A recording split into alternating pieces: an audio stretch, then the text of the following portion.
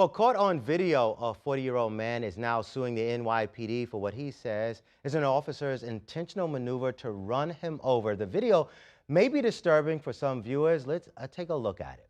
All right, at the time, Delani Davis was riding a moped in the East Village when police and an unmarked car spotted him. That's Davis going by. Davis turns around going the wrong way, and there's a crash. He says police are to blame. Let's take a look at the rest of the video.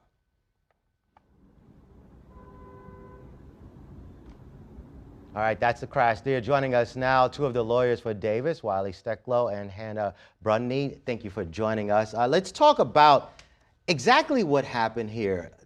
Were the police looking for Davis for a crime? Absolutely not. They were not looking for him. They were not looking to catch Mr. Davis for any reason whatsoever.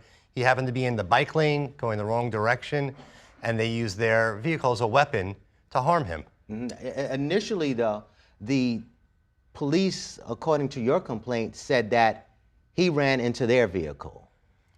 I think that's what you see, the police lying after the fact. If you watch the video, you see the police intentionally swerve from the middle lane of traffic into the bike lane to collide head-on with Mr. Davis and send him flying, and then lie about it in the paperwork afterwards. You know, the police are aware of their misconduct when they lie about it. They won't lie about conduct that is good. They'll only lie about misconduct. We have more of the video here. I think we slowed it down just a little bit so that people can see it a bit more. But talk about his injuries. He did survive. It's a miracle that he survived. If you look at the video, he experiences hearing loss and severe pain throughout his body, both in the immediate aftermath and to this day. And you've got to realize he's a stay-at-home father. Taking care of his son, his 9-year-old son, is the most important thing for him. And this injury has had a serious life-altering impact on his life and the life of his child for how we can take care of him. I mean, you know, I wanted to speak with him, but you said he's not speaking to the media about this. Why not? You know, Mr. Davis and I went down to the Manhattan DA's office. We met with them. They had the video. They had the reports. They interviewed him multiple times, and they chose not to prosecute these officers for their lies or for the intentional act of using a weapon to harm him. So I think at this point, he's looking for accountability. We couldn't get it criminally, so we're looking for it civilly. And you think it's best for him not to speak out for himself? I don't think there's a reason that he needs to speak. I think the video is so horrific, it speaks for itself. Now, this happened back in 2023. We do have a sound bite from the former Chief of Patrol, John Schell, who became the Chief of Department back in 2023. There were a lot of issues with cars racing away from cops, people using dirt bikes and mopeds to rob and attack people. Let's listen to what John Schell had to say back in 2023. People thinking they can take off on us, those days are over. So, yes, vehicle pursuits are up. Are we not supposed to engage a white car with mismatched plates?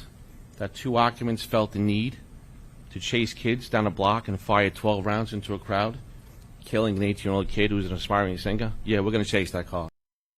He's saying, yeah, he's going to chase the cars. At that point, that policy changed once the new police commissioner, Jessica Tisch, came in because there were so many issues, especially back in 2022, 2023. I mean, we know that in May of 2023, members of the same bureau, the Community Response Team, we've tended to call them the Scooter Patrol Team because they were so responsible for taking these scooters off the street. They drove in and killed Mr. Samuel Williams on, I think it's the University Heights Bridge in the Bronx. Same type of conduct, and that's why my co-counsel here so eloquently said, it's a miracle Mr. Davis wasn't killed. They've killed others. John Schell, in between, lauds his officers, says they're doing the right thing, and of course they're going to continue doing it, and that's why Mr. Davis was harmed in August of 2023. And we do have a graphic of some of the stats from the NYPD from back in 2024 because, you know, earlier this year, the new police commissioner changed, and you look at this is from 2024, there were more than 2,200 pursuits by police, 25% of them resulting in a collision, property damage, or physical harm. 67% were the result of people fleeing a car stop. And this was according to stats from 2024. Now, in terms of your case, the police department says they are continuing to investigate and the disciplinary process of the officers is ongoing. What are the monetary damages that you're looking for? I know you said you want change, but obviously there's always a money factor, and what sort of change? Well, we obviously want accountability. We want to make sure, as a taxpayer, I want to make sure this officer is not driving this car anymore. He could be out there right now, causing more harm, creating more liability, and more impact on our bottom line, our budgets. So I want to make sure that officer cannot do that any longer. The dollars and cents, that's up to a jury. It's not my position to put that out there. A jury will make that decision. And one thing you have to realize, from what you can look at for those stats that you were showing, if somebody does something wrong, the police absolutely have the right to stop that person, put them in for some accountability for their misconduct, for whatever they've done wrong.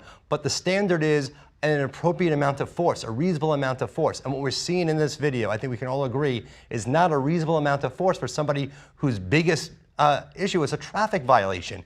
They issued him a desk appearance ticket and let him go home. So that's how unserious they believed it was. All right, Hannah and Wiley, we will continue to follow up on this case because I know it was a big issue for several years and we covered it here on New York One. Thank you both for coming in. Thanks for having us. Thank you for watching our YouTube channel. Let Spectrum News be your resource for balanced, in-depth political coverage, and click the subscribe button right here. You can also download our app or watch us on TV to learn more about the candidates, where they stand on the issues, and more. We'll see you then.